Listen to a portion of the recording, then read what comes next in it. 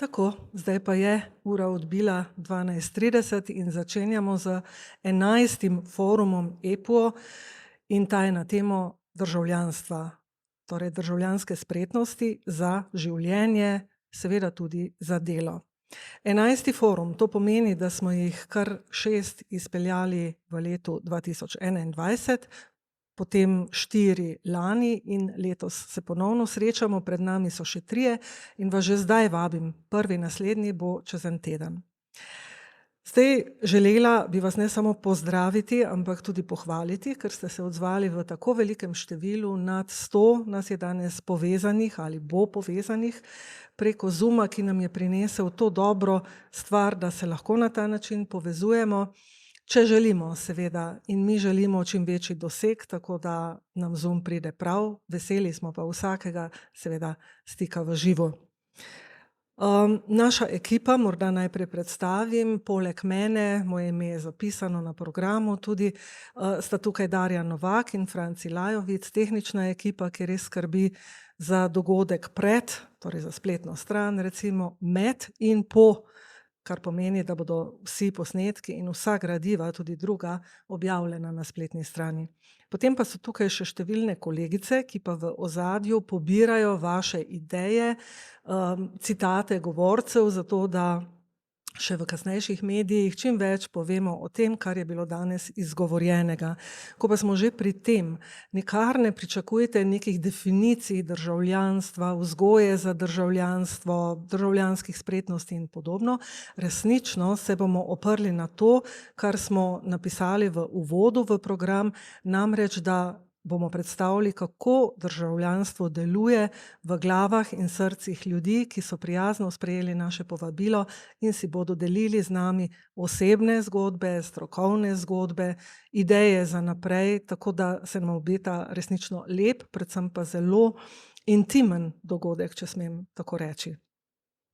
In predlagam, da kar začnemo, še prej nekaj tehničnih napotkov. Lepo prosim, pustite svoje slike, ekranske prižgane, kakšnih 10 minut, zato da naša kolegica Mateja lahko to poslika in obesimo na družabna omrežja. Vedno je lepo videti obraze. Potem mikrofone imate, vidim, da vsi izklopljene, da ne motimo drug drugega. In poziv, pišite vse, kar se vam utrne, ideje, vprašanja, tudi gospa Vlasta Nussdorfer predvsem apelira na vas, zapišite vprašanja, pripombe, karkoli, z nami ne more biti, bo pa vse pogledala in vem, da to počne, zagotovo bo odgovorila. In to je to. Spremljajte nas še na družabnih omrežjih, kjer, kot rečeno, bo tudi pestro. Zdaj pa je čas, da gremo, da začnemo. Dr. Dan Podjed, antropolog. Kdo ga ne pozna v zadnjem času, če ste na Facebooku, dan za en dan, nekako tako, če se nisem zmotila, so bile njegove objave čez celo poletje, kasneje so se zelo dotikale nedavne ujme v Sloveniji. Skratka, dejaven državljan tudi skozi to, da je izražal svoja mnenja, tudi zelo kritična občasno, na en tak duhovit način. In takšen dan tudi je, kot boste videli, smo zelo dobri znanci. Ne dolgotrajno, zato ker je z nami pač sodeloval na enem od forumov v lanskem letu, ampak takoj so se spletle vezi in če ga boste kadarkoli potrebovali na mesto ChatGPT-ja, kar pokličite njega. On je človek na mestu z dobrimi idejami, izdelanimi stališči. Izvolite, poglejmo tale posnetek.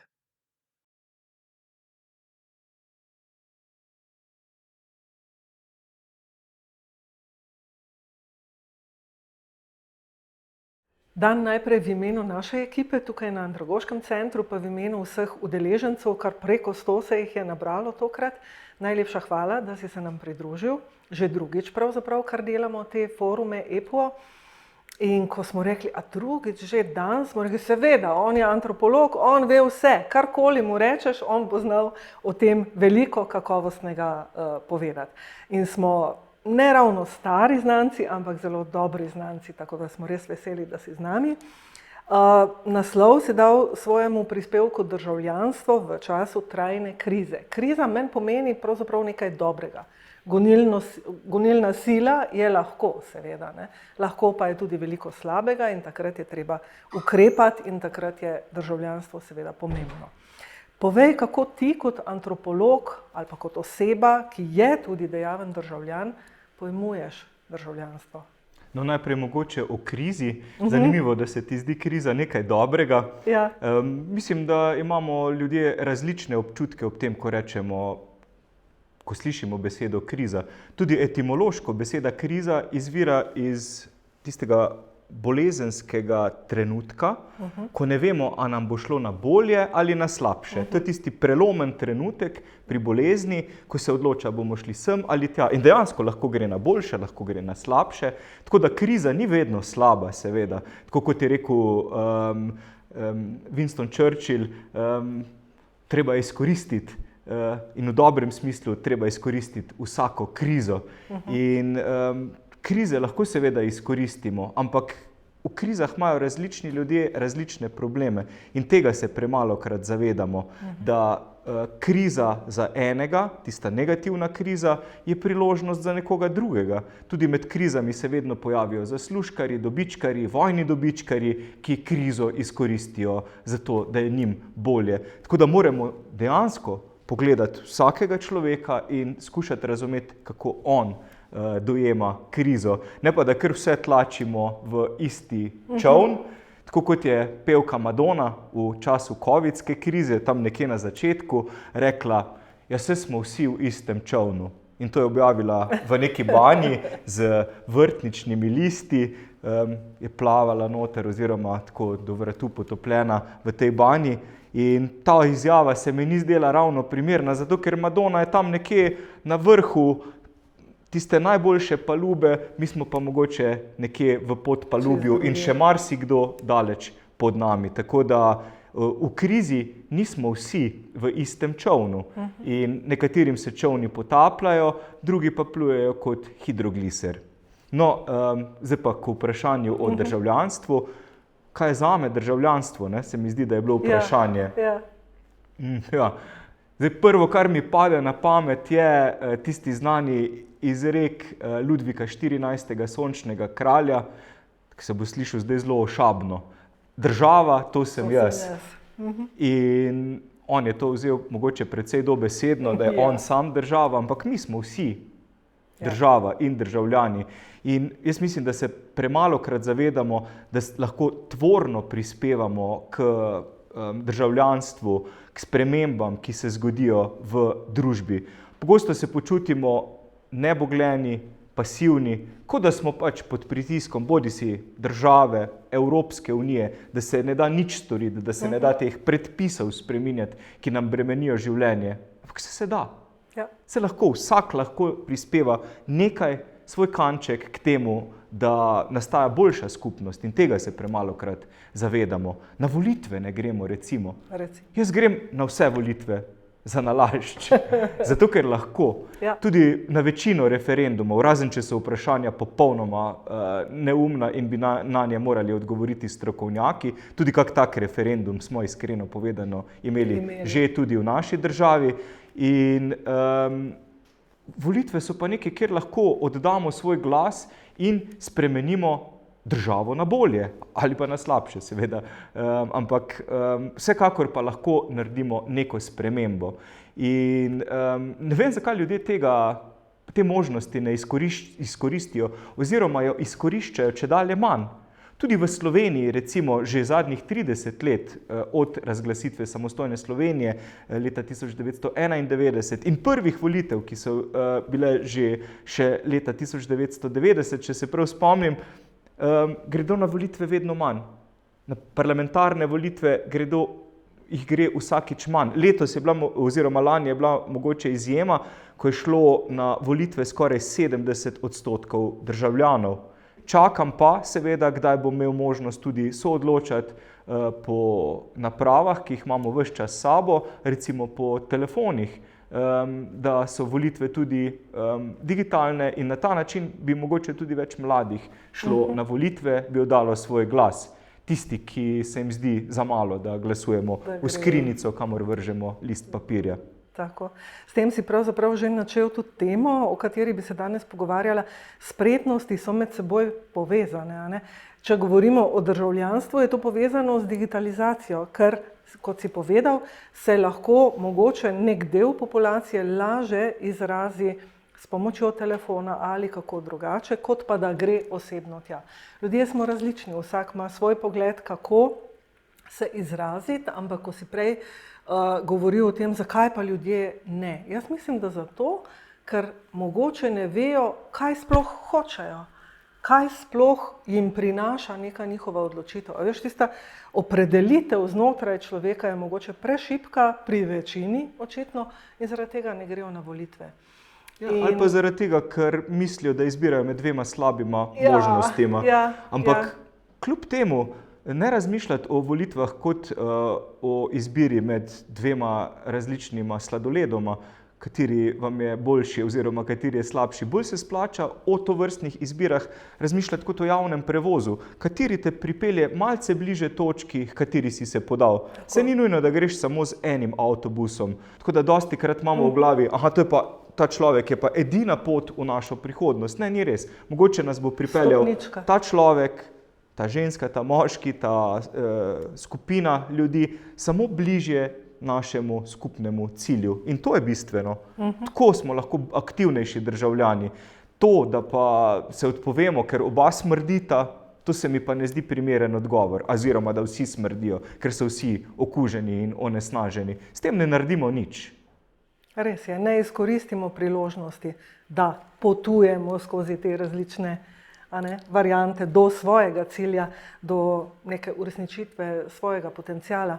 Jaz sem bila, kot veš, včeraj na Malti na eni konferenci in mi je bilo zelo zanimivo, ko je en profesor na prvo mesto postavil spretnosti. Spretnosti so zdaj tema, mega tema, spretnosti za preseganje brezupnosti, občutka brezupnosti. In se mi zdi, da je to tisti vir, iz katerega državljanstvo pridobiva na pomenu. Kaj meniš o tem? No, najprej glede spretnosti. In znanja, o tem boš kaj povedal. S temi izrazi se zadnje čase zelo veliko operira, opleta kompetence, spretnosti, veščine. Res pa pozabljamo na znanje.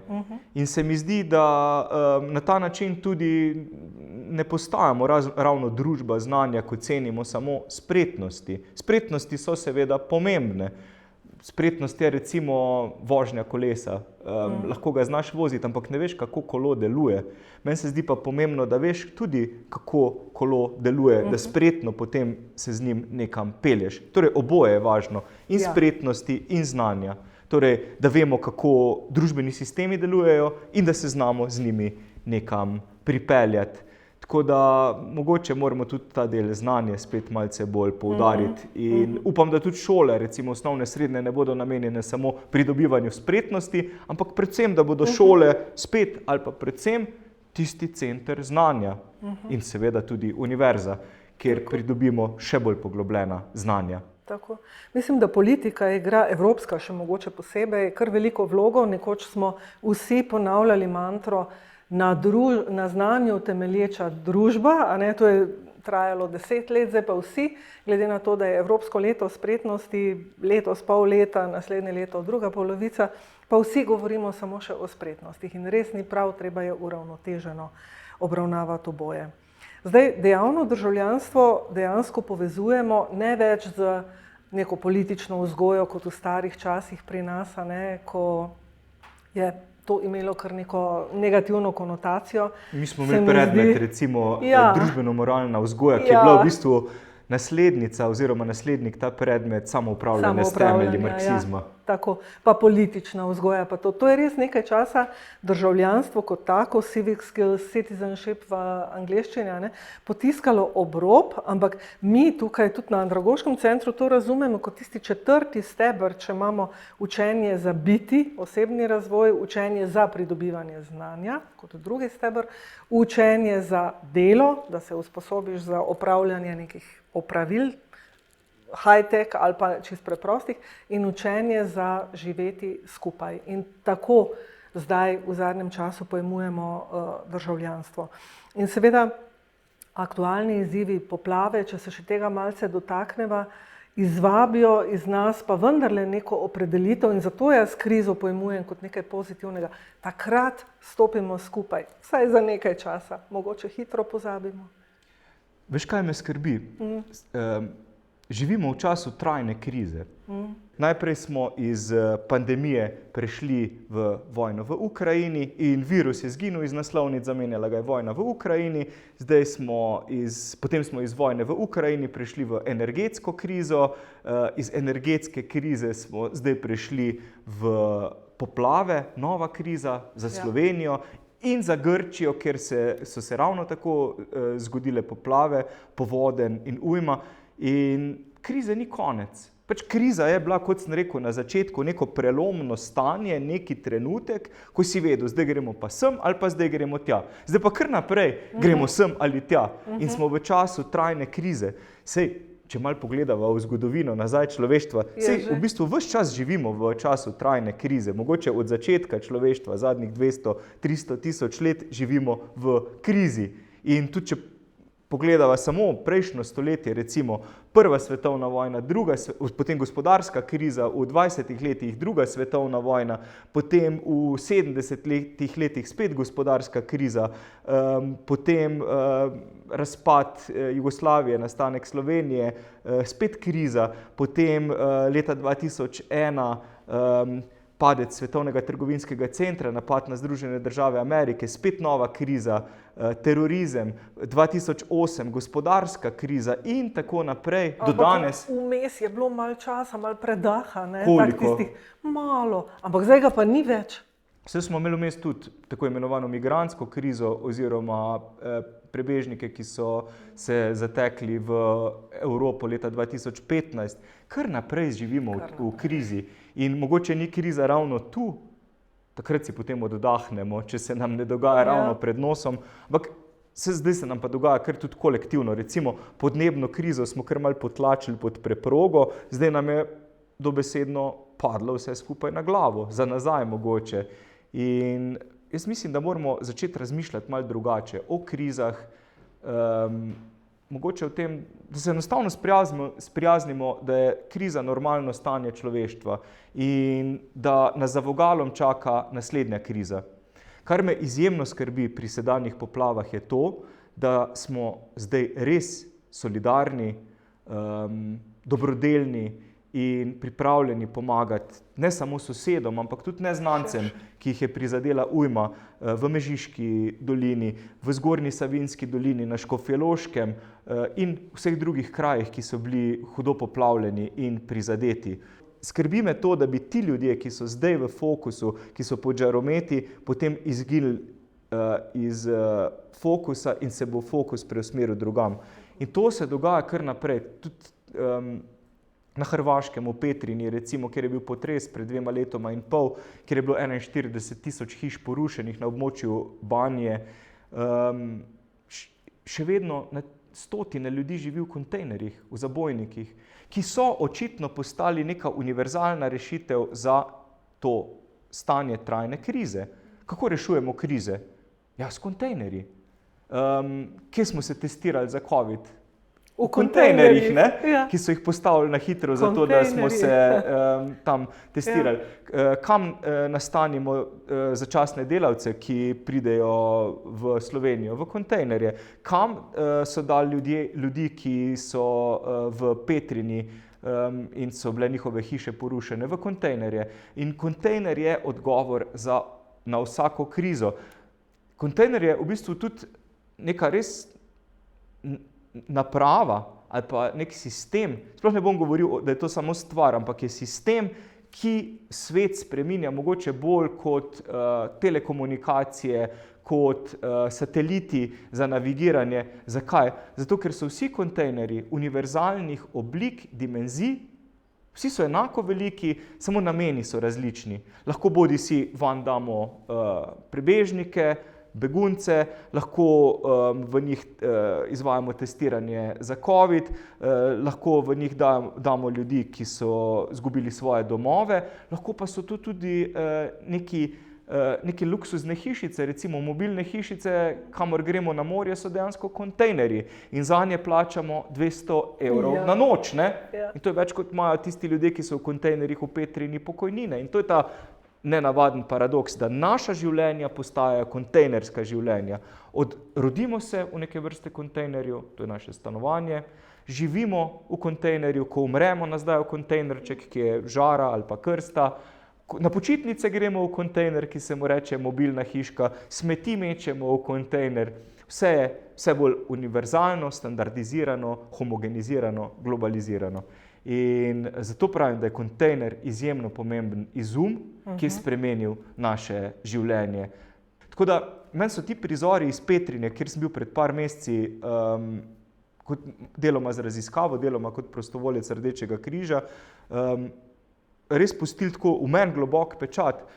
Prvič zaradi teh obiskov ljudi tam na terenu, ki težko živijo. Mislim, predstavljate se, da ko dežuje, vam res ropoče, ves čas pada po glavi, slišite, kaj se sosedje pogovarjajo, ko se pričkajo, vse slišite. Vročina, omejenost, mislim, res ste blizu drug zraven drugega. In kar mi je bilo pa najbolj srhljivo in nenavadno pa je, da so jim zraven postavili še kontejnerski nakupovalni center, oziroma center za sprostitev, bi lahko rekli, ki je, mislim, da zgrajen iz tam približno 100 kontejnerjev, ki so naloženi tako v dveh plasteh, eden na drugega, in tam noter imate prodajalno hrane, restauracije, zavarovalnico, frizerja in vse ostalo, kar potrebujete v življenju. In to je neka spet začasna rešitev, ki je očitno postajala trajna. In tako malo ironično se ta center imenuje Center novega života, torej središče novega življenja. Pravijo mu domačini, sicer šaren grad, ker je tako pisano pobarvan, ne? Ampak to naj bi bil center novega življenja. In to je neka začasna rešitev, za katero se vidi, da bo ostala tam. Ljudje so se jo že navadili. In jaz mislim, da se tudi navajamo vse bolj tega kontejnerskega življenja. To je mogoče tista bolj negativna posledica te krize, da zaradi nje postajajo naša življenja vse bolj uniformirana. In se to ni samo na Hrvaškem, pa v Sloveniji, seveda te kontejnerje so v Petrinjo pripeljali iz Turčije in zdaj tudi po njihovem potresu prosili, če jih lahko vrnejo, ne? Ker so imeli tudi tam potres na meji s Sirijo in je treba te kontejnerje odpeljati tja, tako da ljudi zdaj skrbi, ker bojo morali ven. In to so tudi, ne vem, ženske tam, v glavnem smo se s starejšimi ženskami pogovarjala, stare 60, 70, tudi čez 70 let, ki ne vejo, kam bojo šle. Ena od njih je šla ven iz kontejnerja in prišla potem nazaj, ker pa ni mogla živeti brez svoje skupnosti. Ljudje so pa vseeno bolj pomembni, kot samo to, da ste nekje v svojem stanovanju. Pač njej je bilo bolj pomembno, da lahko gre od sosede do sosede in se pogovarja z njimi, kot pa to, da nekje stanuje. Tako da, to je res tako, meni se zdijo te situacije res tako začaran krog in na nek način brezizhodne. In res ne bi rad, da se v Sloveniji kadarkoli zgodi kaj takega zdaj po poplavah, ne? Zato moramo iskati trajne rešitve za ljudi, ne začasne, ki postanejo trajne. Se strinjam, absolutno. In ti pripravljaš en projekt, zato si tudi šel tja in zato tudi razmišljaš o teh temah, nam lahko malo zaupaš, kakšna bo vsebina tega projekta? No, enega že izvajamo pravzaprav, začeli smo ga konec lanskega leta in sicer je naslov tega projekta Izolirani ljudje in skupnosti v Sloveniji in na Hrvaškem. In v tem projektu raziskujemo dva obraza izolacije, tega pozitivnega in negativnega, ker izolacija, tako kot kriza, nima samo enega obraza, ampak ima dva obraza. Izolacija je nekaj, česar se bojimo po eni strani, največja groza je za človeka biti sam. Hkrati pa je tisto, česar si želimo. Poleti si pa strašno želimo nekam na samo, v tisti kontejner, v mobilno hišico, na Braču recimo, kjer se odpočijemo v izolaciji. In zato smo skušali poiskati več krajev oziroma regij, destinacij, kjer so ljudje izolirani in to v pozitivnem in negativnem smislu. Tako da smo izbrali v Sloveniji recimo vas Robidišče, to je najbolj zahodna slovenska vas, kjer je živelo še tam leta 2000, se mi zdi, samo nekih 7-8 ljudi, nekaj takega. No, zdaj pa postala strašno popularna kar naenkrat. Še Miha Šalehar se je preselil tja. Potem sem ga klical pred časom, sem rekel, da bomo delali raziskavo o izoliranosti v Robidišču. Rekel, mi smo najmanj izolirana vas, mislim, tu ni izolacije, sem prihajajo ljudje iz vsega sveta, iz vse Slovenije prihajajo sem. In ker ljudje to iščejo, vse bolj iščejo izolacijo. Potem raziskujemo v Goričkem, ki je tudi primer zase. Potem raziskujemo v Drašičih, zanimivi Belokranjski vasi, kjer je znana tudi po vinu, vinarstvu, eni boljših pridelovalcev vina so tam. Hkrati pa se tam vzpostavljajo izjemno zanimive prakse, ki se jim res splača posvetiti tudi raziskovalno.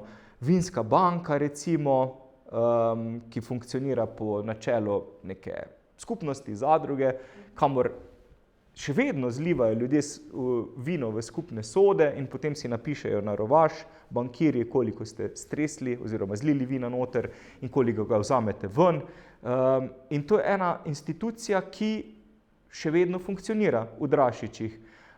Teh vinskih bank je bilo v preteklosti cel kup po Sloveniji, več ducatov, oziroma predvsem v Beli krajini, zdaj je ostala samo še ena. Ampak se mi zdi tak zanimiv nek družbeno-ekonomski sistem in model, ki se ga splača opazovati. In take stvari nastanejo v bolj izoliranih krajih, nenavadne, ki jih lahko uporabimo tudi kot rešitve za prihodnost. Absolutno. Meni se zdi ta vinska banka model mogoče za, ne vem, energetske skupnosti, ker ljudje takoj razumejo, mislim, zelo lažje si prevedejo vino, kot pa kaj drugega, v energijo recimo, V redu, energijo bomo stočili v skupne sode, baterije, potem bomo vzeli tole ven, kolikor mi potrebujemo, kar bo viškov, bomo pa prodali, zato da skupnost funkcionira. Tako tudi deluje ta vinska banka, da viške prodajo in potem jih porabijo za to, da funkcionira skupnost, da počistijo potoke, popravijo ceste, prepleskajo gasilski dom in tako naprej. Super, odlično zveni. Pa še to sem hotel reči, mislim, to je v Sloveniji, na Hrvaškem pa smo na otoku Žirje, potem v Gorskem Kotarju, Žirje je nek res oddaljen otok, kjer živi tudi peščica ljudi, ki tvorijo svojo skupnost. Mislim, oni so sicer državljani seveda Hrvaške, hkrati pa so sami svoji. Svoji so pa sami svoji, točno to. Raziskujemo pa tudi te urbane centre, recimo v Ljubljani Rog, to je bivša tovarna, ki je potem postala skvot, kjer so imeli mladi svoje dejavnosti, zdaj se tam pripravlja nekaj novega, ampak zanima nas ta skupnost, kam je šla, kam je zginila, kaj se dogaja z njimi in pa seveda omenjeno Petrinjo. Največkrat izrečena beseda v zadnjih minutah je bila skupnost. Skupnost je na nek način očitno naša rešitev, ampak zato moramo dozoreti, zato se moramo tudi pravzaprav opremiti, opolnomočiti, če uporabim to čudno besedo. Tako da nekaj teh spretnosti si bo treba pridobiti. A misliš, da na teoretični način ali bolj skozi življenje samo? Kako pridemo do državljanskih spretnosti? Meni tudi ta beseda, mimogrede, opolnomočiti, ni najbolj všeč. Tako me spominja nekaj, kot da napolno močimo ali pa zamočimo. Ne vem, ne zdi se mi primerna oziroma čudna, se mi zdijo, pa kar naprej uporabljamo. Pa takih besed je cel kup, to so neke floskule, se mi zdi, ki jih uporabljamo. Opolnomočenje, veščine, kompetence in vse drugo, ne vemo sploh, o čem pravzaprav govorimo. No, sem pa zelo vesel nečesa, da je par besed zdaj med temi poplavami, med to krizo priplavalo na dan.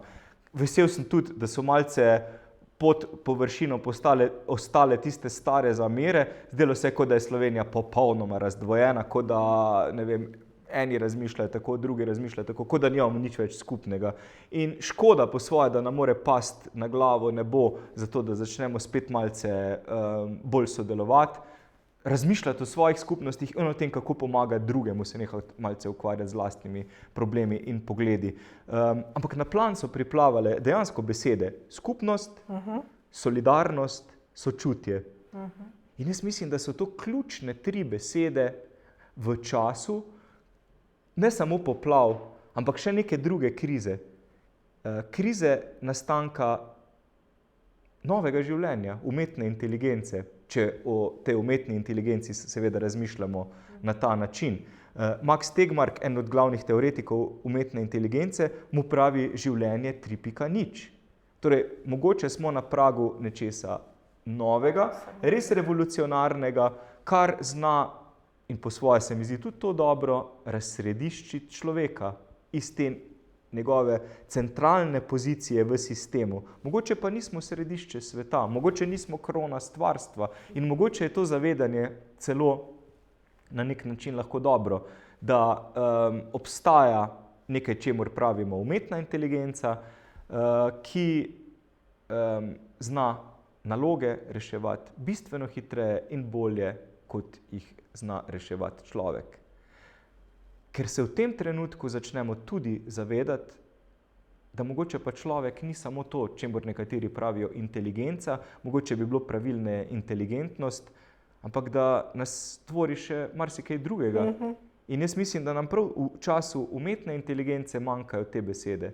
Sočutje, skupnost, solidarnost, skrb za drugega, vse se začne sicer na S, ampak jaz mislim, da je to to, kar nas dela ljudi. Zakaj se pogovarjamo samo o umetni inteligenci, ne pa o umetnem sočutju? A bo to, kar nastaja, to življenje 3.0 tudi sočutno? Ali bo nas imelo za svoje starše in bo sočutno do nas? In pa, če se mi vedemo tako do svojih staršev, starih staršev, kot se vedejo nekateri mladi, recimo tudi v domovih starejših, žal, zadnji primer iz Trebnjega, do starejših ljudi, kako se bo potem ta umetna inteligenca vedla do nas, če je to naš otrok? Mogoče bi bilo pa prav, in jaz to počnem, ko se pogovarjam s ChatGPT-jem ali pa s kakim drugim orodjem, ki temelji na umetni inteligenci, jaz se zahvalim tej rešitvi, na koncu ChatGPT-ju rečem hvala lepa, res dober odgovor, zato ker se mi zdi to vljudno in hkrati tudi učimo tega, pogojno rečeno, res v narekovajih, našega otroka, ki nastaja mogoče na tem planetu, da je lepo se zahvaliti na koncu, ne pa da je dobro nekomu primazati klofuto z besedami, ker mogoče se moramo tudi na ta način zavedati, da smo vsi skupaj starši, ne samo svojim otrokom, ampak tudi svetu, ker to je nekaj, kar delamo skupaj, te rešitve. To je naš pečat, ki ga puščamo za sabo. Z vsako objavo, z vsakim sporočilom, ki ga pošljemo nekomu, je to nek vtis in odtis, ki ga pustimo. In jaz mislim, da je prav, da je tudi ne samo to, kako dobro znamo računati, pa kako spretni smo, koliko spretnosti imamo, ampak da je tudi to, da smo strpni, solidarni, sočutni, nekaj, kar ostane za nami. Tega bi si res želel. No, tako, tudi če nas ni več, tudi če se zdaj poslavljamo počasi od sveta, bi si želel, da je nekaj, kar ostane za nami, vsaj to, da niso samo neki zapisi in knjige, ampak da je tudi sočutje, ki smo ga ustvarjali tu, na tem planetu. Bravo. Mislim, da ni lepšega konca, zaključka tega najinega pogovora, kot ravno kar izrečeno. Sočutje, solidarnost, kaj je bil še ta tretji S? Skupnost. Skupnost, seveda. Kaj pa drugega? Pa res to potrebujemo, no? Ne vem, mislim, zato se imamo tudi dobro. Zato smo bolj zadovoljni zaradi vsega tega. Težko smo zadovoljni kot tista atomizirana bitja, ki so večino časa pred zasloni. Bistveno bolj zadovoljni smo, se mi zdi, če smo skupaj z drugimi, če si delimo izkušnje, če si delimo srečo in zadovoljstvo, ker to je nekaj, kar bolj kot deliš, več je tega. In tega se je dobro spomniti v trenutkih, ko so nekateri izgubili vse. Vse hiša, ki jim je odplaknilo, ni samo hiša, je še vse drugo. delo, trud, spomini, vse to je tam in vse to je zdaj izginilo. In do teh ljudi moramo biti pa še posebej sočutni in razumeti, da so tudi oni del naše skupnosti. Ne moramo jih kar pozabiti tam nekje, ko bo fokus druge na kakšni drugi krizi. Tako da to pa res opozarjam in prosim, bodimo tudi strpni, solidarni, tudi do tistih, ki jih ne vidimo, tudi do tistih, ki jih kamere ne pokažejo. Takih je sploh veliko. Tistih, ki jih je sram zdaj reči, da jim je hudo, ki jim je nerodno zaradi tega, da bi prosili za pomoč. Tudi tistim je treba pomagati. Ne samo tistim, ki so najbolj glasni. Res je. Najlepša hvala, Dan. O dobroti, ki je pravzaprav tudi beseda, ki je ves čas v ozadju, bomo pravzaprav še veliko govorili prav na tem forumu. Hvala za te spodbudne besede. Potencial imamo s krizo, tole trajno krizo. In prav je, da za vsem, kar premoremo, kar smo, iz krize potegnemo najboljše. Hvala za povabilo, res iskrena hvala in vsem, ki ste nas spremljali. Jaz mislim, da smo lahko skupaj tudi nadaljavo in hvala, ker to kar naprej dokazujete. Se mi zdi to izjemno pomembno, kar počnete. Hvala lepa, z največjim veseljem. Tako, Dan, lepa hvala. Lepa hvala za tale petkovo snemanje, ki je obrodilo tako dober posnetek, mislim, da to lahko rečem v imenu vseh danes tukaj prisotnih in hvala tudi, ker si se nam pridružil še tako rekoč v živo, kljub svojemu napetemu urniku. Bi ti še kaj dodal k vsemu temu, kar si slišal? Vem, da nisi od začetka z nami, ampak a je bilo kaj pozabljeno? Je kaj ostalo neizrečeno? Najprej lep pozdrav iz mojega kontejnerja, konkretno iz moje spalnice, od koder se javljam. Mislim, kar je mene pretreslo, je, da sem se spet končno videl kot pri frizerju, enkrat za spremembo od zadaj, zdaj vem, kako frizuro imam še z druge strani, to priložnost imam redko in to omogočajo kamere, ki ste jih imeli v vašem studiu, tako da v čast mi je bilo tudi videti se z druge perspektive.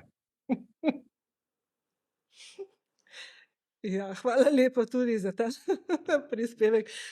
S teboj smo se veliko nasmejali že v petek, pa ravno kar.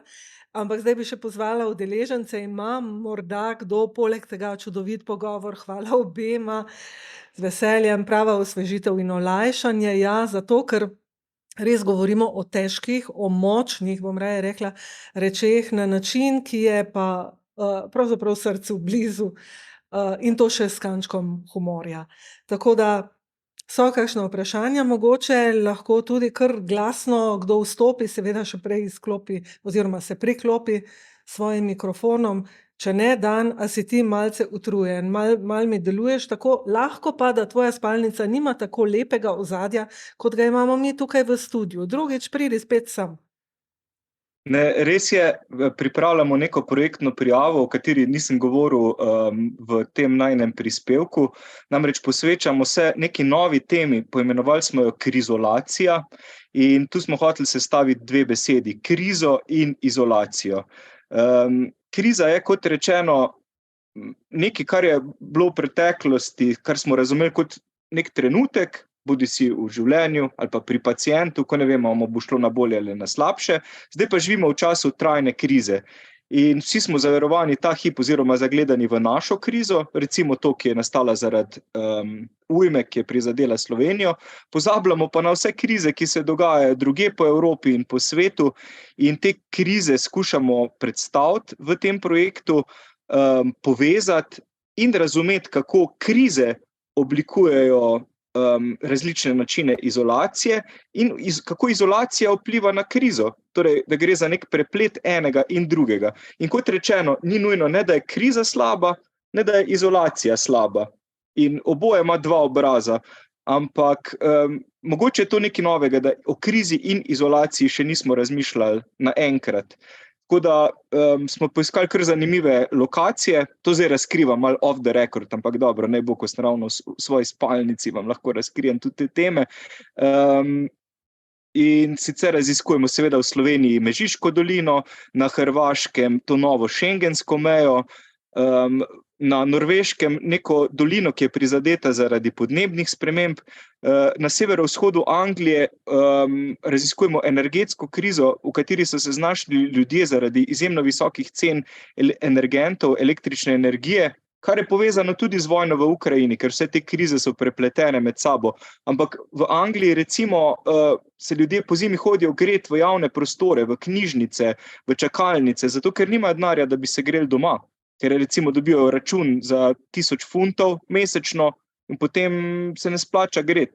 Torej imaš na izbiro zdaj, boš jedel ali se boš grel. In v bistvu so to grozljive zgodbe, ki se dogajajo, pa jih niti ne vidimo. Ne? Mislimo si Anglija, Velika Britanija oziroma Združeno kraljestvo, kakšna kriza pa je tam, ampak seveda je. V Latviji raziskujemo oziroma se želimo posvetiti medijski krizi, ki je povezana z vojno v Ukrajini in zapiranjem tudi v informacijske mehurčke v zvezi s tem različnih skupnosti. Pridružili pa se nam bojo, kot kaže, tudi v Zaporožju v Ukrajini, kjer želimo proučevati življenje ob največji jedrski elektrarni na svetu, ki so jo okupirali Rusi. In predstavljajte si življenje v taki krizi, ko ne veste, a boste jutri še živi, a bo to elektrarno raznesli. Kaj nas čaka čez teden, dva, čez en mesec. Življenje v stalni negotovosti. Naslednja destinacija, torej 7. pa je Kosovska Mitrovica, kjer so tudi, kot veste, vajeni že 30 let živeti v stalni negotovosti in pod NATO-vim nadzorom. Tako da take krize nas zanimajo in tudi različni obrazi krize. Kot si rekla, Zvonka, kriza nima samo enega obraza. Kriza ima lahko tudi pozitiven obraz, ravno tako izolacija. Vsekakor pa moramo te obraze videti, ne smemo si jih samo predstavljati in razmišljati od daleč, kaj ljudje razmišljajo, kako se počutijo v Zaporožju. Pogovarjati se moramo z njimi, jih povabiti na to vrstne dogodke, če ne gre od blizu pa nadaljavo, ker že zdaj v parih dneh so meni ti ljudje ogromno zanimivega povedali. Kako se oni počutijo, kako se drug do drugega skušajo drug drugega bodriti, podpirati in poskrbijo za tiste, ki so še posebej izolirani. Tako da take primere treba enostavno postaviti v središče. Ne pa da zaradi neke druge krize odmislimo recimo vojno v Ukrajini. Tam je še vedno vojna. Ja. Super, Dan, še te bomo povabili, da boš povedal, kaj se bo porodilo iz tega poslušanja in seveda izmenjav tudi. Lepa hvala še za tale prispevek. In vse dobro pri vsem, česar se lotevaš. Hvala. Hvala vam, pa res iskrena hvala za povabilo, pa za to, kar delate ves čas, da opomnite ljudi, vaše poslušalce in gledalce na tiste pomembne stvari, ki so včasih spregledane, ki jih pometemo pod preprogo. Takih stvari se včasih potem nabere preveč in potem pa nastopi kriza. Tako da se vidimo kmalu. Velja, hvala. Tako, zdaj pa gremo k naši drugi sogovornici, če smem tako reči, in to je gospa Vlasta Nussdorfer. Kdo je ne pozna? Vsi jo poznamo, pa ne toliko kot tožilko, kar je bila dolgoletna njena profesionalna kariera, temveč kot varuhinjo človekovih pravic. In srečujemo jo v številnih okoljih, na festivalu za tretje življenjsko obdobje, kjer je prevzela tudi pomembno funkcijo. Festival bo v kratkem, kot veste, v Cankarjevem domu. Ampak zdaj nam bo spregovorila, včeraj smo jo snemali, ne bo z nami, kot rečeno, lahko pa ji napišete karkoli, sporočilo, zahvalo, vprašanje in bo z veseljem odgovorila, kot je odgovarjala v svoji karieri in kot to še počne številnim ljudem potrebnim pomoči ali pa preprosto odgovora na nek izziv.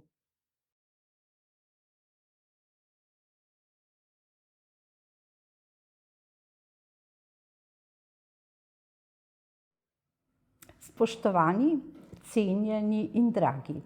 Pravzaprav je danes poseben dan zame, kajti kadar predavam, sem že zjutraj zelo vesela. Vesela sem tudi sonca, ki nas spremlja, in zagotovo tudi tematike. Ko v sedanjih letih spregovorim o preteklosti, imam namreč kar zgodovinski spomin, sežem seveda tudi v sedanjost in malo v prihodnost, sem vesela, kajti veliko mi je bilo danega v življenju. A dovolite, da začnem tokrat malo drugače. Še nikoli doslej nisem pohvalila organizatorja. Tokrat res ne morem mimo gospe Zvonke, ki je izjemna v Andragoškem centru. Mnogi, ki me povabijo na predavanja, povedo temo, datum, potem pa se včasih mesece ne javljajo. Z gospo Zvonko je bilo pa vsem drugače. Nenehno je pisala, spraševala in celo dan pred prihodom napisala, kje so, kje se dobimo in njeno telefonsko številko. Torej se že kaže velika aktivnost državljanstva. Kajti, ko govorimo o državljanstvu, ne mislimo samo na volitve, na to, da smo aktivni v parlamentu, mislimo na vsak dan, na naše življenje, ki je lahko polno ali prazno. Morda pomislite kdaj na koga, ki že hodi zelo počasi. Ko se vam približuje, sploh ne veste, ali res prihaja ali odhaja. Tudi v trgovinah je včasih tako. Prideš, želiš nekaj kupiti, prodajalke nikjer. Ko želiš vprašati za nek izdelek, ti reče, vse, kar imamo, je tam. To vem tudi sama. Že potem spoznaš, ali ljudje svoj poklic opravljajo radi ali ne. In prav s tem se začne v življenju. Že otroci se razlikujejo. Nekateri so zelo zvedavi, drugi bolj mirni, nekateri nenehno sprašujejo, tako kot v tisti pesmi, zakaj, zakaj. In ravno ta zakaj je pri nas ljudeh lahko zelo različen. Nekateri ga postavijo enkrat, drugi nenehno sprašujejo. In takrat veš, da so ali še bodo ti ljudje zelo aktivni. Najbrž me poznate, a morda je prav, da povem nekaj o svoji življenjski poti. Začela sem kot mlada pravnica na tožilstvu, kot pripravnica in kar 35 let sem se zapisala tožilstvu. A pozneje, ko sem bila varuhinja človekovih pravic, ko sem ustanovila Beli obrod Slovenije, so ljudje kar pozabili, da sem bila nekoč tožilka. 35 let, kot bi izginilo. Pa sem premišljevala, zakaj. Zato, ker sem bila aktivna državljanka.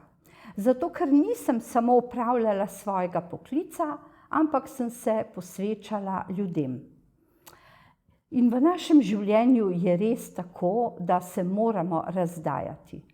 Pravijo, da je treba gledati tudi na tujo kožo, zato da nekega dne ohraniš tudi svojo. Meni se zdi to izjemno pomenljivo.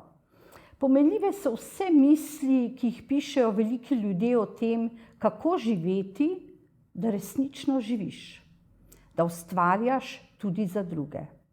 Pravijo, da imamo veliko predalov. Odpiramo jih, zapiramo jih. V nekaterih je stara krama in k tej se ne splača vračati. V nekaterih je optimizem, nekaj lepega, nekaj prijaznega. Velikokrat poslušam tudi zgodbe o volkovih v nas. Lahko so prisotni, lahko jih izženemo, lahko so dobri ali slabi. Vsak od nas nosi že od rojstva neko sporočilo, neko noto. Mene so pogosto spraševali, kaj je v življenju pomembnejše, pot ali cilj. Pa sem razmišljala in rekla, v nekaterih primerih zagotovo cilj.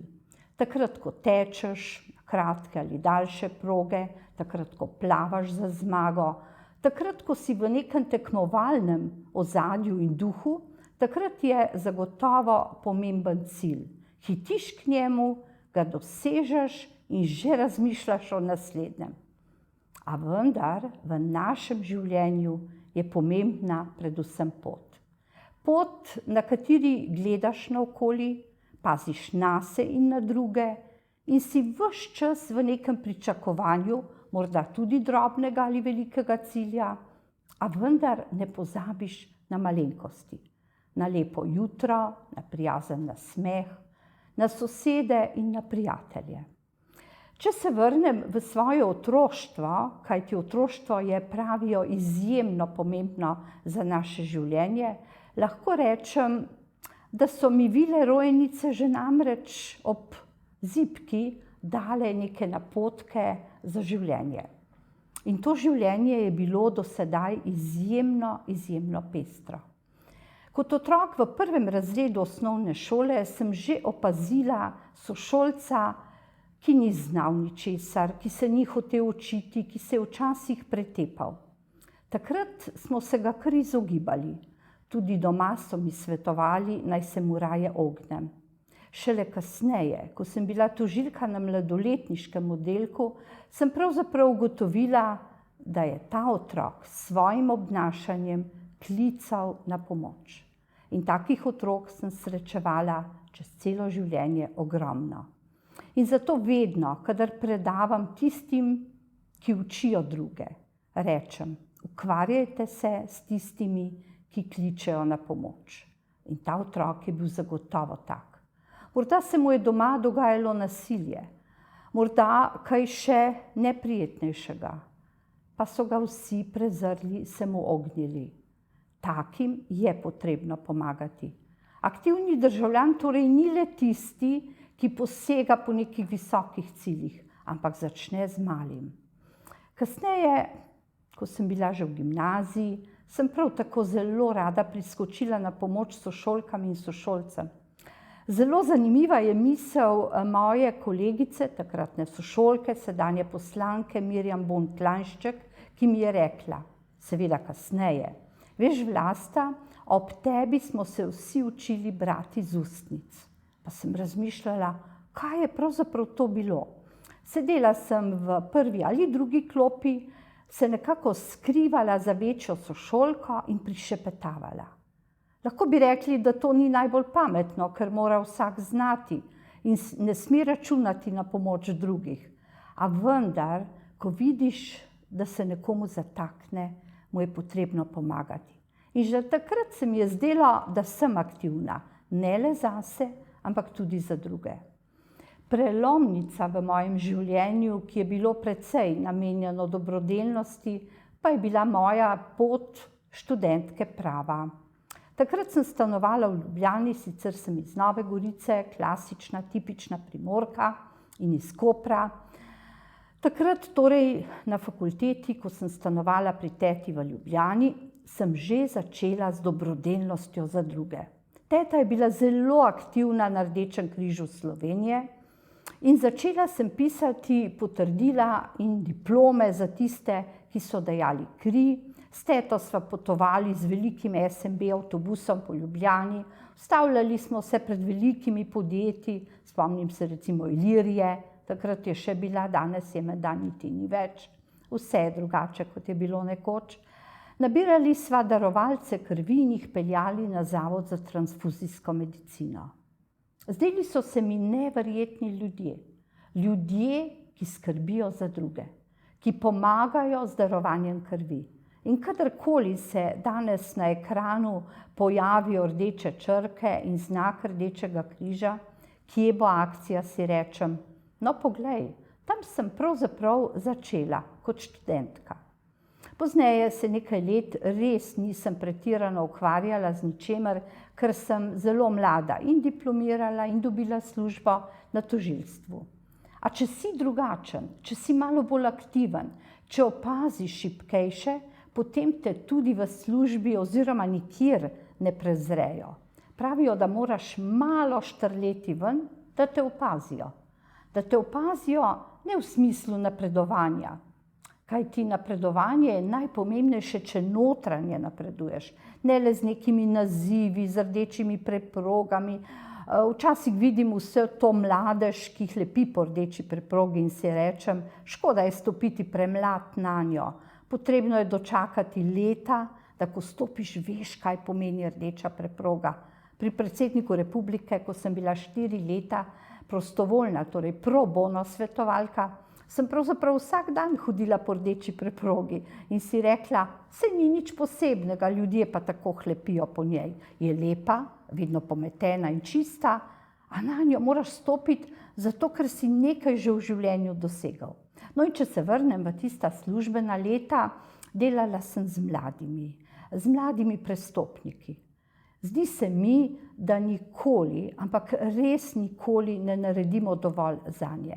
Kajti, če mlad človek, ko še ni polnoleten, stopi na kriva pota, lahko nadaljuje po tej poti ali pa mu nekdo pomaga, to je lahko tudi pravosodje, in se s te poti umakne in stopi v boljše življenje. Nikoli ne bom pozabila, da sem kot varuhinja, torej čez mnoga leta, 35 jih je bilo na tožilstvu, 6 let sem opravljala delo varuhinje človekovih pravic, na Dobu srečala nekoč mladoletnika. Ni imel še 14 let, ni bil kazensko odgovoren, a svojo pot je nadaljeval tudi kasneje zelo slabo. Zaradi družine, zaradi okolice, zaradi tistih, ki mu niso pomagali. Tak človek torej se ne zapiše na pot pomoči drugim, na pot aktivnega državljanstva, kajti imel je zelo omejen prostor, ko je bil zunaj kazniva dejanja, policija, sodišče, Dob. Tudi v Kopru, v zaporih, sem srečala nekoč svojega mladoletnika. Skočil je s pograda, nikoli ga ne bom pozabila, nisem ga sicer prepoznala. Bil je ves krvav po nogah in rekel je: "O, moja tožilka, a se spomnite, pisali ste mi pismo in takrat pravzaprav ste v njem napisali, naj spoštujem mamo, naj preneham s kaznivimi dejanji in naj grem na pošteno pot." Najbrž sem mu res pisala in pravi, da je celo ohranil to pismo. Pisala sem res tudi drugim, mnogim. Zdelo se mi je, da jim tako sporočim nekaj, kar lahko ohranijo pri sebi, kar imajo kot neko sporočilo za bodočnost, nekaterim zaleže, drugim ne. Ta fant je dejal: "Veste, pismo še vedno hranim, moja mama, ki sem mi ga pokazal, pa je žal umrla. Tokrat sem nedolžen," je rekel. Ne vem, kaj je bilo res, zelo mi je bilo hudo. Vidite, veliko ljudi se v življenju ne najde. Ne vedo nekod, nekam, nimajo pomoči, izhajajo iz nemogočega okolja in zanje je pravzaprav res omejena življenjska pot. Vendar si mislim, da če bi jim takrat na zgodnji poti kdo pomagal in preprečil storitev kaznivih dejanj, bi morda tudi oni lahko postali aktivni državljani. Ne v politiki, pač pa nekje na svojem področju. Tudi jaz na tožilstvu sem se najprej zapisala sindikatu. Včasih smo res skrbeli tudi za ozimnico, a ne samo to. Veste, kot sindikalistki so k meni prihajali ljudje, ki so imeli osebne težave. Celo nekateri zaposleni. Doma se jim ni šlo tako, kot bi se moralo, v službi so čutili določene pritiske, zlasti administracija je večkrat prišla in potarnala, da smo tožilci taki in drugačni, da težko doživljajo svoje delo. Saj veste, cel dan preživeti na napravah za pisanje, poslušati, takrat smo vse diktirali in so spise strojopiske prepisovale, zelo različni glasovi, hitra napoved ali krajša in tudi počasnejša. Skratka, ni bilo lahko delo. Zato sem z veseljem sprejela naslednjo funkcijo. Spet nekaj, kar ni bilo nujno. Lahko bi, lahko ne bi. Društvo državnih tožilcev Slovenije. Spet nekaj mimo tiste obvezne službe. Vedno so mi kolegi rekli: "A se ti to da?" Torej, pri aktivnem državljanstvu bomo lahko vedno doživeli stavek: "Se to da, se to splača." Če se takrat ne, se kasneje v življenju. Zagotovo se bodo ti ljudje nekega dne vrnili, vam povedali, da ste dobro opravili svoje delo. In tako sem 6 let vodila Društvo državnih tožilcev Slovenije. Kaj vse smo počeli. In prav zaradi te funkcije smo ustanovili Beli obrod Slovenije. To je društvo za pomoč žrtvam kaznivih dejanj. 10 let sem bila zelo aktivna, prenehala pa sem takrat, ko sem postala varuhinja človekovih pravic. Ni se mi zdelo prav, da združujem vse to. Torej, da sem aktivna v eni nevladni organizaciji, hkrati pa kot varuhinja skrbim za celotno Slovenijo, za kršitev človekovih pravic. Lahko bi mi seveda očitali pristranskost in zato sem delo v tem društvu prepustila drugim. Bilo je izjemno težko, a hkrati lepo. Zelo mi je bilo hudo, ko so se v društvo javljali mladi, vendar že takoj na začetku sem ugotovila, da želijo pravzaprav samo en zapis več za CV. Torej, sem aktiven tukaj, tam, rad kuham, plešem, pojem, sem pri tabornikih deloval. Skratka, še en zapis, kasneje pa niso bili aktivni. Meni se zdijo tudi izjemno pomembne volitve. Ne, da si izvoljen, ampak da voliš. Zlasti ženskam bi položila na dušo in srce. Hodite na volitve. Kajti ljudje danes vsak dan tarnajo, kaj bom hodil, saj se nič ne spremeni. Kaj pa bom naredil, kaj pa bo pomenil moj glas? Ni res. Vsi, zlasti ženske, ki dolga leta nismo imele volilne pravice, bi se morale zavedati, da je to skoraj naša dolžnost, ne le pravica. Torej, biti aktivni kjerkoli se da, morda v šoli, morda z otroki v nekem krožku, v službi pa ne narediti zgolj to, kar je nujno. Nikoli ne bom pozabila, kako so mi kolegi rekli, morali bi uvesti uro. Nekateri odhajajo prej, drugi se dolgočasijo v službi. Kaj pa bi spremenila ura, sem rekla? Ljudje bi med 3. in 4. sedeli z nogami na mizi in čakali, da pride 16, da ustavijo listek, kamor ga morajo in odidejo iz službe. Veste, pri meni je bilo vedno tako, da mi je zmanjkovalo ur. Vedno sem si rekla, zakaj se ne vrne na 10. dopoldne, zakaj mora biti že 15 popoldne, pa bom morala kmalu domov, čeprav sem vedno kasneje, ko sta otroka zrasla, odšla še kam. In res mi ni žal. Tudi ko sem zaključila svojo službeno pot, sem segla nazaj in razmišljala, kako lepo je bilo. Kako lepo je bilo hoditi po tej poti, ne glede na cilje. Marsikdo mi je rekel, koliko si dosegla v življenju, same položaje, pa sem rekla, saj ni res. Zelo težko sem jih dosegla in počasi. Zato, dragi vsi moji, vsi, ki me poslušate, lahko kasneje, ko se vam porodi kakšno vprašanje, napišete in bom tudi odgovorila, hodite po tej poti z odprtimi očmi. Popazite na tiste, ki so šibkejši, ki potrebujejo vašo pomoč. To se je izkazalo zlasti sedaj v teh časih, vedno se v Sloveniji, ko smo doživeli veliko katastrofo in je bilo ogromno ljudi, tudi mladih, kar je veliko veselje, ki so stopili na pot pomoči drugim. Čisto vsak dan je nekdo nekje, ki te rabi. S tem, ko mu boš pomagal, boš aktiven državljan. Ni pomembno, da si zgolj v parlamentu, ni pomembno, da si v upravi podjetja. Vsak človek, še tako majhen, čeprav nekoč me je nekdo poklical in rekel, ni majhnih ljudi, gospa Nussdorfer, majhni ljudje so lahko veliki. Torej, vsak človek je lahko koristen naši družbi. In že danes pomislite, komu bi morda za Silvestrovo ali na Božič obesili vrečko z dobrotami, nekomu priskočili na pomoč, teh ljudi je zelo veliko. Kajti, če pomagate drugim, pomagate tudi sebi. In prav v teh letih, torej po 45 letih kar aktivnega državljanstva, lahko rečem, včeraj je bilo naporno, danes je, jutri pa upam, da bo še lepše zaradi vseh dogodkov preteklosti. In prav vsakega takega predavanja, kjer lahko delim svoje misli, sem izjemno vesela. Torej, bodite, kot je rekel nekdo, sami sprememba. Ne čakajte, da vas spremenijo drugi.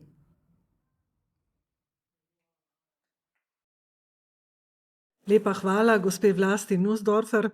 Ko smo tukaj v našem studiu to doživljali in kasneje v širšem krogu si ogledali posnetek, smo rekli, mi bi jo še kar poslušali. Tako mehko, tako dobro deluje na nas. da ja, kar ne moremo, čeprav se moramo premakniti k drugi temi, ampak vendarle gre za človeka z veliko začetnico, za bogato življenjsko zgodbo, zato je relativno enostavno z našimi očmi gledati, kako se ta zgodba odvrti. Pred nami posnetek je 20 minut dolg, gospa je govorila brez ene same napake. To je nekaj izjemnega, da ne govorimo o vsem tem, kar je v ozadju. Naj pa še ta trenutek izkoristim za to, da pozdrave gospe Vlaste izročim dr. Violeti Bulc, ki se nam je tudi med tem že pridružila. Imate eno skupno preteklost in čas je, da jo obudite, tako bom še rekla, poleg teh pozdravov, ampak z gospo Violeto potem čisto na koncu današnjega srečanja. Zdaj pa prehajamo na nekoliko drugačen prispevek, ki ima korenine v letu 2021 ali pa že celo v decembru 2020. Takrat je namreč začel nastajati novi evropski program za učenje odraslih, to namreč tiči za kratico EPUO. Evropski program za učenje odraslih je mogoče najširša strategija na našem področju delovanja na evropski ravni in za njeno uresničevanje je Evropska komisija namenila denar, tudi nam daje neke usmeritve, ampak na srečo nam res pušča prosto pot, da v tem projektu, ki traja že 12. leto, v dvoletnih fazah delamo to, kar želimo, to, kar se nam zdi, da je prioriteta na našem področju dela. In tako so tudi med drugim nastali tile forumi, ki so dobro sprejeti tako seveda v domačem okolju v Sloveniji, kot tudi na evropski ravni, vedno jih predstavimo kot primere dobre prakse, vsekakor so pa nekoliko drugačni od tega, kar so sicer vajeni. Tako da zdaj prehajam na razgovor oziroma na prispevek Luke Živiča, ki prihaja iz stalnega predstavništva Slovenije pri Evropski komisiji. Luka, pristojen si za izobraževanje, za mladino in šport, torej za 3 področja, in takrat v decembru 2020 smo tudi mi prišli pod tvoje okrilje in ker sem bila članica te delovne skupine, moram reči, da sem bila vesela, ko sem te takrat spoznala in se mi je zdelo fenomenalno, kako imaš ti fajn delo, pa hkrati tudi zelo odgovorno, da prenašaš naša strokovna stališča, pa ne samo prenašaš, tudi boriš se zanje v krogu drugih na politični in strokovni ravni, ki so takrat pomagali ustvarjati ta novi evropski program za učenje odraslih. Mi da sva rekla, da boš malo povedal tudi kaj o sebi, tako kot predhodni govorci, zato da izvemo, kako si ti na to pot, brez dvoma si aktivni državljan po službeni dolžnosti, pa tudi osebno, kako si ti stopil na pot tega. Izvoli. Najlepša hvala, Zvonka, in lep pozdrav vsem. Najprej velika hvala za vabilo na današnji forum. Ko sem malo iskreno gledal, kdo vse je gost in bo govorec oziroma govorka na današnjem forumu, sem se spraševal, kaj pa bom jaz lahko tako pametnega povedal. Ampak začela si res odlično s to informacijo, s tem najnim začetkom na nek način sodelovanja, ki je potem dosegel vrh s tem, da je pač bil ta evropski program za učenje odraslih, ta nov evropski program za učenje odraslih sprejet na ravni ministrov za izobraževanje v času takrat našega predsedovanja Svetu Evropske unije. Bom do tega še prišel malenkost kasneje, za nek uvod, tako kot sva se dogovorila, par stvari o meni. Delam na stalnem predstavništvu Slovenije pri EU v Bruslju in kot si omenila, pokrivam področje izobraževanja, vključno z visokim šolstvom, mladih in športa. Tukaj sem zdaj že 6. leto in sem kar dodobra spoznal pozitivne in negativne stvari življenja v Bruslju, dela v evropskih institucijah, zagovarjanja slovenskih stališč v evropskih institucijah, predvsem znotraj te institucije, ki mu rečemo Svet Evropske unije, kjer so predstavljene države, pa tudi pri Evropski komisiji. Kot veste, Evropska komisija ima pomemben vpliv na delovanje tako EU, kot tudi vseh aktivnosti in ukrepov, ki se v Bruslju sprejmejo in se potem udejanjajo po vseh državah in imajo velike učinke tudi na vse državljane po vsej EU. Mene v veliki meri sta me zaznamovali dve stvari, šport in pa Evropska unija. Tekom svojega osnovnošolskega pa tudi srednješolskega izobraževanja sem poleg šole veliko prostega časa namenil športu, predvsem tenisu. Imel sem to čast, da sem v tistih mlajših letih tekmoval tudi s takimi uspešnimi slovenskimi športniki, kot so Blaž Kavčič, Grega Žemlja, Aljaž Bedene. To so eni izmed naših kar najboljših teniških igralcev vseh časov. In to usklajevanje šole in športa, si upam reči, mi je že dal te neke spretnosti delovanja tudi za kasnejše moje bolj usmerjeno karierno delovanje. Ves čas je bil ta preplet bodisi šole in športa ali pa dela in športa neke vrste vsakdanjik zame. S prehodom na fakultetno izobraževanje sem pa v bistvu začel spoznavati bolj natančno Evropsko unijo, nastanek, delovanje, moč institucij, kako se sprejemajo določene odločitve.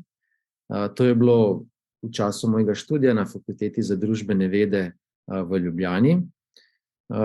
Moram priznati, da nisem točno vedel, kam naj bi se vpisal na tem prehodu iz srednješolskega na fakultetno izobraževanje. Ta študij na Fakulteti za družbene vede, imenovan Evropske študije, je bil takrat eden izmed prvih bolonjskih študijev, ko je Slovenija uvedla leta 2005 bolonjsko reformo. Mislim, da so bile 3 fakultete, ki so to uvedle, in ta smer Evropske študije je bila ena izmed prvih. In tam smo se začeli spoznavati, to je bilo tik na začetku vstopa Slovenije v EU, bolj natančno, kaj to je. V tistem času nisem bil več toliko aktiven športno v smislu, da bi igral tenis, sem pa veliko učil tenisa. Tako da ta preplet šole in športa je bil tudi na fakulteti prisoten. Bližje, ko sem končeval z fakulteto, bolj sem iskal priložnosti na trgu dela. In to iskanje priložnosti na trgu dela in tudi nekako udejanjanje pridobljenega znanja v praksi je tudi zagotovo vsaj zame ena od teh državljanskih spretnosti. V tistem času, recimo, sem med drugim kot študent delal na tako imenovanem Eurofonu. To je bila enotna klicna številka za kakršnakoli vprašanja v zvezi z Evropsko unijo. Tam smo bili študenti različnih fakultet, ki smo tedensko odgovarjali bodisi na telefon, bodisi na e-mail. Celo dopisnice so takrat še bile, se spomnim, to je bilo okoli leta 2007-2008. Slovenija je bila takrat že par let članica EU, aktivno smo pa pristopali za prevzem evra. Tako da je bilo veliko vprašanj državljanov, predvsem prek telefona, kaj to prinaša, kakšna je pretvorba iz tolarja v evro in tako naprej. In to je bilo že na nek način to udejanjanje pridobljenega znanja na fakulteti v praksi, pri delu. In nekako ves čas sem zasledoval ali pa imel to željo, cilj, da poskušam čim prej tudi priti na trg dela, da pokažem, kaj sem se naučil, kaj znam. Velik poudarek dajem pa tudi, zelo velik poudarek pa dajem tudi seveda vseživljenjskemu učenju. In to, da sem zaključil s fakulteto že kar nekaj let nazaj, zame nikoli ni bil konec, kar se tiče formalnega izobraževanja, da trenutno se tudi izpopolnjujem na področju prava EU. Spoznal sem, da je izjemno dobrodošlo široko poznavanje tem, njihov preplet, poznavanje odnosov ali med institucijami, ali med državami, med ljudmi. Zelo prav pa tudi pride natančno poznavanje zakonodaje, konkretno EU zakonodaje v tem primeru, s čimer se zdaj ukvarjam, tudi za iskanje dodatnih argumentov pri zagovarjanju slovenskih stališč. Velikokrat se zgodi, da so potrebni kakšni res močni, natančni argumenti, da bi dosegli katero stvar, recimo v komunikaciji z Evropsko komisijo, in takrat poznavanje po eni strani široko, po drugi strani pa tudi zelo natančno pride zelo prav. Ne bom šel v detajle, ker bom potem postal morda preveč tehničen. En tak primer je proces evropskega semestra, ki je tu v Bruslju kar pomembnega značaja. Vsako leto države pripravijo načrte, kako bodo dosegle določene reforme. In kakor si Zvonka ti že v bistvu povsem na začetku omenila, iz EU ravni je prišla ta miselnost o izključno spretnostih. Z dr. Podjedom sta potem to razširila v znanje. Slovenija si pa ves čas prizadeva, in to poskušamo preko tega procesa Evropski semester vsakokrat doseči, je, da govorimo o kompetencah. Na ravni EU smo leta 2018 sprejeli en dokument, sprejet je bil s strani ministra za izobraževanje, kjer smo navedli 8 ključnih kompetenc. Kompetenca se tam definira kot kombinacija znanj, spretnosti in odnosov.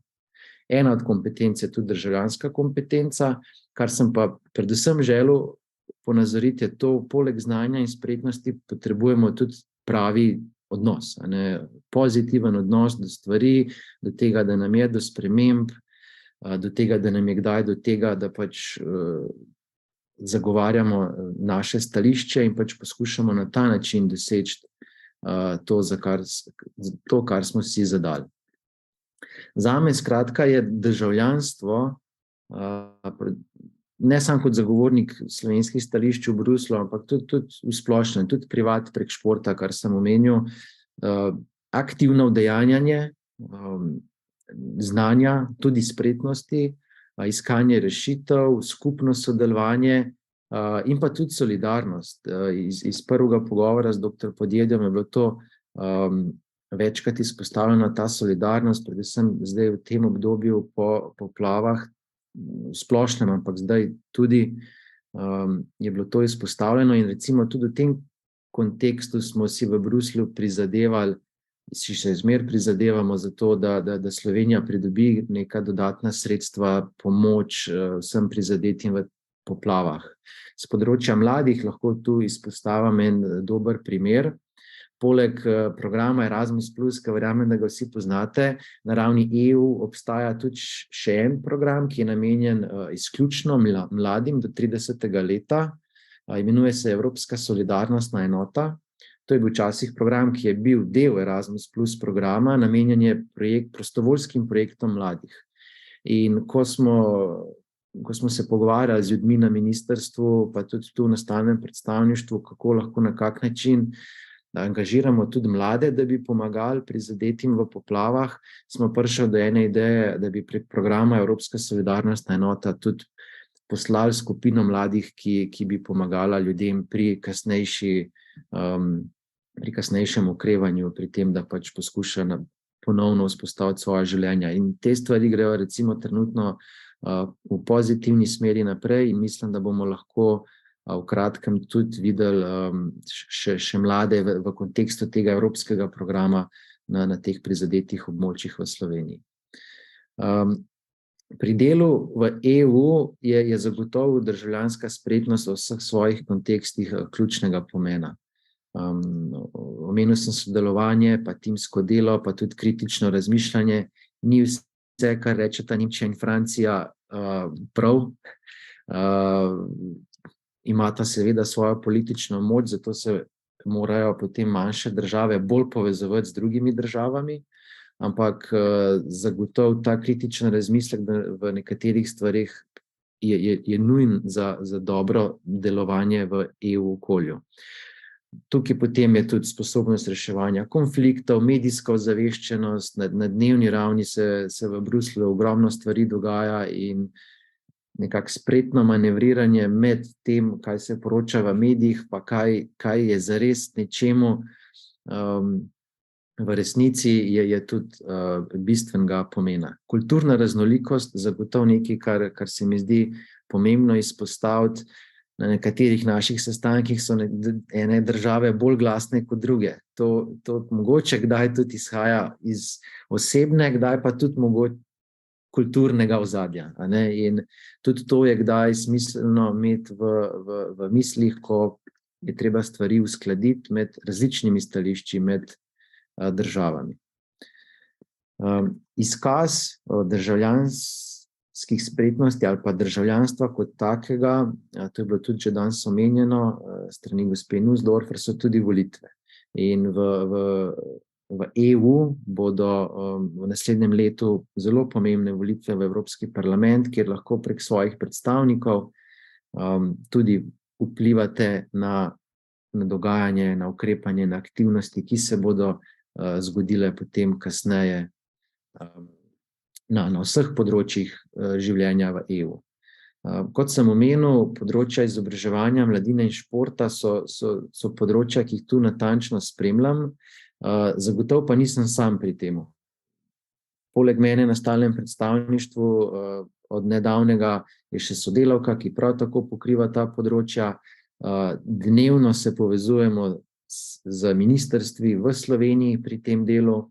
Za moje delo v Bruslju je pomembno, kakšno je stališče v Sloveniji, ki se primarno kreira na ministrstvih, in potem prek tega poskušamo kakšne stvari sooblikovati in jih seveda potem v praksi izpeljati na način, da bodo dobre za Slovenijo. Mogoče še par besed o tem, kako dejansko poteka delo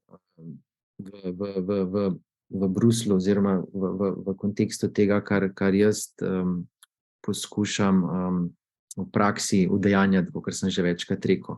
Na tej moji ravni je ogromno tako imenovanih delovnih skupin, kjer se z kolegi iz vseh drugih držav EU povezujemo, tedensko dobivamo na sestankih, ločeno za področje izobraževanja, ločeno za področje mladine in potem še ločeno za področje športa. Vsako predsedstvo, trenutno predseduje Evropski uniji Španija, si določi neke prioritete. In trenutno je recimo ena od prioritet španskega predsedstva na področju izobraževanja so ravno vrednote in pa demokratično državljanstvo. Tako nekako so opredelili to temo, kjer skupaj s kolegi iz drugih držav pripravljamo ministrski dokument. Mi v tem bruseljskem žargonu temu rečemo sklepi sveta, v angleščini je to Council Conclusions, Council je ta inštitucija, svet EU, in tedensko se dobivamo in obravnavamo dokumenti iz enega osnutka v drugega, v tretjega, četrtega, tudi petega in šestega, če je treba, da najdemo pač skupno stališče v tem dokumentu, ki ga potem formalno potrdijo naši ministri za izobraževanje. In ta dokument, ti sklepi o vrednotah in demokratičnem državljanstvu v nacionalnih izobraževalnih sistemih bodo predvidoma sprejeti novembra. Torej imamo še 2 meseca, da uskladimo ta dokument. Glavni namen je čim bolj umestiti vsebino poučevanja o vrednotah EU, pa tudi državljanstvu v nacionalne izobraževalne sisteme. To vključuje tudi recimo poznavanje institucij EU. Ena od pomembnih vsebin je tudi vsekakor poznavanje EU, kar se tiče tega besedila, pa seveda nasploh. To me zdaj tudi pripelje nazaj do tega, kako smo prišli do Evropskega programa za učenje odraslih. Na zelo podoben način smo takrat delovali, ker je bila Slovenija takrat predsedujoča država EU in smo si mi izbrali to kot prioritetno temo učenje odraslih, smo seveda vodili vse te razprave. Ko država predseduje, vodi te sestanke držav, poskuša najti kompromis med vsemi državami. In imel sem to čas, da sem takrat vodil odbor za izobraževanje, kakor mu rečemo, ki je na koncu prinesel v bistvu to podlago v resoluciji sveta, če spet uporabim malo bruseljskega žargona, podlago za Evropski za nov evropski program za učenje odraslih, ko ga imamo danes. Ker smo vedeli, da nas to čaka, če se tako izrazim, je bilo treba seveda začeti že dosti prej. In Zvonka, omenila si december 2020, živo se spomnim naših prvih sestankov, vsi so potekali online, ker to je bilo seveda še čas covida, ampak to je zagotovo eden najboljših primerov odličnega sodelovanja po eni strani nas, ki smo bili takrat na stalnem predstavništvu, ministrstva, ACS-a, pa mislim, da smo imeli še koga od deležnikov noter v tej skupini, ki se je redno sestajala, da so se razvile vsebine v diskusijskih dokumentih, če lahko tako rečemo,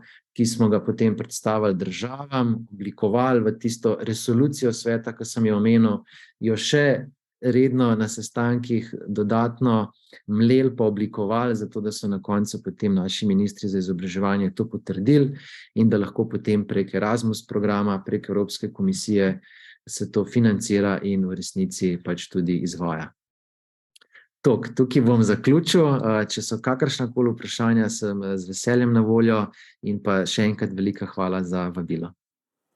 Hvala tebi, Luka, za ta vpogled v ozadje nastajanja nekih političnih dokumentov, ki se zdijo morda daleč, malce oddaljeni od našega vsakdanjega življenja in delovanja, ampak vendarle vplivajo tudi na nas. To, kar si omenil o vrednotah in državljanstvu, kar bo izšlo v obliki sklepa, bo vplivalo na vsebine Erasmus Plus projektov zagotovo, ker se bomo lahko sklicevali na te vsebine.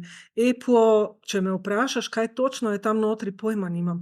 Mislim, lahko, če bi se zelo potrudila, bi zopet prišla do tistih vsebin, ampak kar je najpomembnejše je to, da je nastal širok, vključujoč, holističen dokument, na katerega smo res lahko ponosni kot Slovenija, pa ki hkrati daje zelo široke osnove za naše delovanje tukaj v projektu EPO in v vseh projektih evropskih, ki se sklicujejo na ta dokumenta.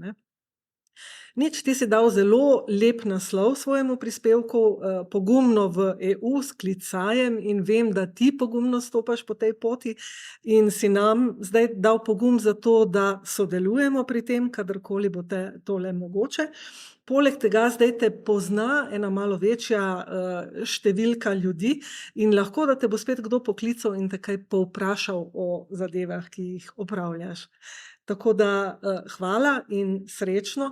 Ob tem bi še pozdravila gospo Barbaro Zupan, ki je bila takrat tudi v tem procesu, se je prijavila na dogodek, ne vem, če je danes z nami. Barbara, ste oziroma si, takrat smo se tikali, tako hudo je bilo že na trenutke, ker je dolgo trajalo, da so popustile vse formalnosti, smo bili samo še prijatelji v skupnem podvigu. Tako. Dobro, nič, mi smo, hvala Luka, zaključili zdaj tale prvi del in to pravočasno, celo 1-2-3 minutke so nam ostale več za naš odmor. Dobimo se spet ob 14:15 s trojko, še eno trojko zanimivih govorcev. Lepo izkoristite odmor, se vidimo 14:15. Hvala za zdaj.